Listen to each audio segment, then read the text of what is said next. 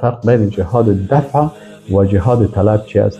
در جهاد طلب رهبریت هست، پلان هست، نقشه هست، مجموعه مسلمان ها گروپ ها جور میشن، اینا جهاد چی میکنن؟ طلب میکنن و میرن حرکت میکنن.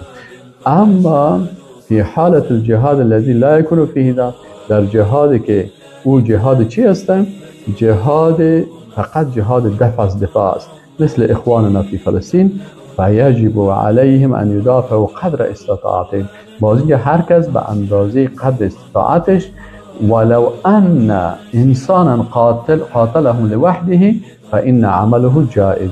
این عالم میگه که اگر کتابش اصول العقیده مؤلف عبدالرحیم ابن سمایل العلیانی السلمی، این میگه در فلسطین اگر یک نفر مثلا تعداد زیاد نبود، اگر یک نفر خودش را میخیزه و جهاد میکنه، چون جهاد دفع است، فإن عمله جایز، عملش جایز است. مثلا گروه ها هست و بعضی گروه ها هست مشکلات دارن، بعضی دموکرات است و بعضی سوسیالیست است و بعضیش مثلا یک کسی است که مثلا سیکولر است و یک کسی را ببینی که مثلا مشکلات و دبیرات داره، اینها یک تعداد مثلا ندارن اما رهبریت درست. اگر میگه یک نفر اونجا میخیزه خودش سلاح را میگیره و مقابل دشمن جهاد میکنه، جهاد نیست است. چرا؟